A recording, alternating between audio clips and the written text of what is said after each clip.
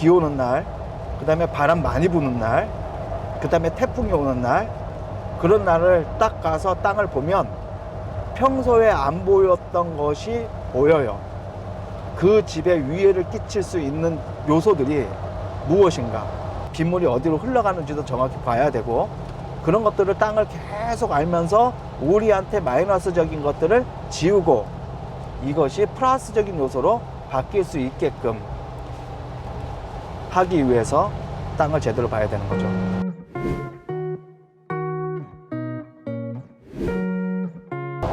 지금 이동하는 데는 어디예요? 오늘은 양평 서종에 갑니다.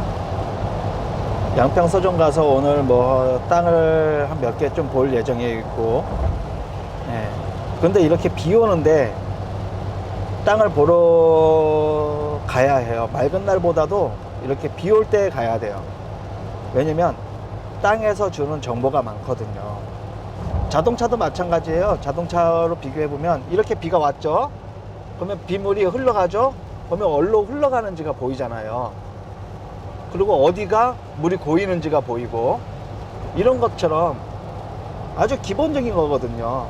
그러면 이 땅이 물이 잘 빠지는지, 이 땅이 물이 잘 안 빠지는지, 그 다음에 물이 어디로 흐르는지, 그런 부분에 대한, 그리고 어디가 땅이 질컹한지, 어디가 땅이 빤빤한지, 그리고 이 땅이 좋은지 저 땅이 좋은지가 상품의 질을 확인하듯이 땅이 물에 반응하는 그 내용들, 그걸 보기 위한 게 제일 중요해요. 사실 이제 보통 이래 뭐 답사를 간다거나 땅을 보러 간다면 많은 사람들은 비 오는데 어딜 가, 이렇게 귀찮아 죽겠는데 그냥 파전에다 막걸리나 먹든 아니면 무슨 뭐 다른 걸 먹으러 가든 아니면 무슨 짬뽕을 먹든 이렇게 이야기를 하는데, 근데 계속 이렇게 많이 해보니까 비 오는 날, 그 다음에 바람 많이 부는 날, 그 다음에 태풍이 오는 날, 그런 날을 딱 가서 땅을 보면 평소에 안 보였던 것이 보여요. 그 집에 위해를 끼칠 수 있는 요소들이 무엇인가, 그런 것들을 볼 수가 있어요. 그런데 그런 것들을 갖다 보지 않고 땅에 대해서 이해를 하지 않은 상태에서 내 땅이 어떤 장점이 있고 내 땅이 어떤 단점이 있는지를 확인을 하지 않은 상태에서 건물을 짓다 보면 자칫 잘못하면 건물에 그 물이 큰 해를 갖다 끼칠 수가 있어요. 예를 들어서 이거에 보면 저 지방에 있는 어떤 한 건물은 건물을 짓기 위한 땅을 봤을 때 땅에 물이 잘 안 빠진다, 물이 많다, 그래서 저 산에 있는 골짜기에서 내려오는 그 물이 돌아가지고 옆으로 돌아가고, 그러면서 물이 계속 고이고 겨울에도 계속 땅이 푸르르고 물이 계속, 그러면 풍수상 그거는 이제 물길이라고 표현을 하거든요. 그래가지고 거기는 어떻게 되냐면 물길에서 건물을 갖다 벗어나게 지었고, 그리고 그 땅 안으로 해가지고 건물하고 땅하고 사이에 그 자갈들을, 그냥 깬 자갈이죠. 뭐 그렇게 비싸지도 않고, 그것을 지하 공사할 때 거의 한 2m, 3m 폭을 갖다가 그 양을 집어넣었어요. 그러다 보니 지하 방수를 안 했는데도 불구하고 지하가 뽀송뽀송해요. 제일 중요한 건 이런 것들이에요. 그 땅을 이해하고 건물을 져야 정말 더 올바르게 그 건물이 기능적으로 사용을 할 수가 있어요. 집에 예를 들어서 비교해서 보면 집에 있는데 집이 계속 냉하고 습하고 하면 사람 몸이 안 좋아요. 사무실도 마찬가지고, 공장 더 심각해요.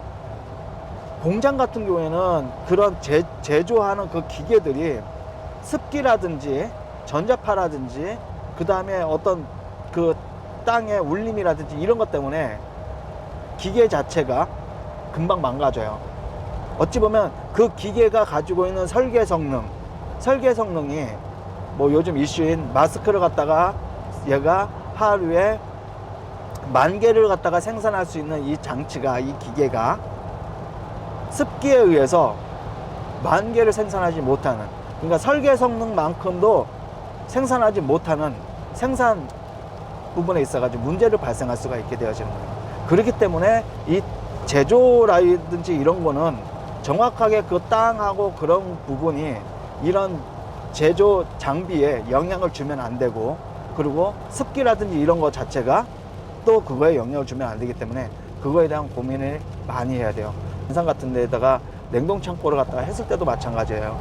냉동창고 하면 그 냉동창고 맨 밑에 1층 혹은 뭐 지하 맨 밑에 거기서 다시 땅하고 한 2m를 띄워요. 1m에서 2m를 띄워요.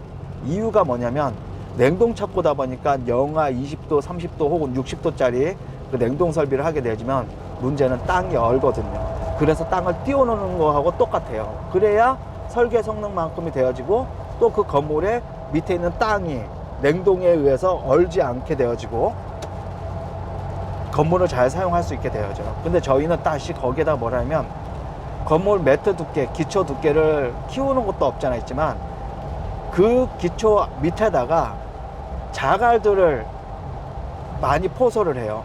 그러면 어떤 효과가 있냐면 지내역도 어느 정도 확보가 되어지면서 땅이 얼지 않는 그런 장점이 이루어지고, 그런 고민을 땅하고에 관련돼 가지고 집, 교회, 그 다음에 뭐 근생, 그 다음에 제조시설, 공장, 사옥, 그 다음에 창고, 이런 거는 땅하고 뗄 수가 없어요.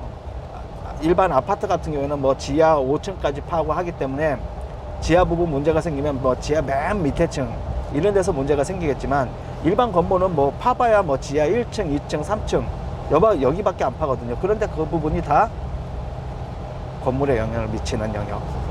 그렇기 때문에 땅을 볼 수 있는 만큼 지질조사도 해야 되고, 그 다음에 땅을 빗물이 어디로 흘러가는지도 정확히 봐야 되고, 그런 것들을 땅을 계속 알면서 우리한테 마이너스적인 것들을 지우고 이것이 플러스적인 요소로 바뀔 수 있게끔 하기 위해서 땅을 제대로 봐야 되는 거죠.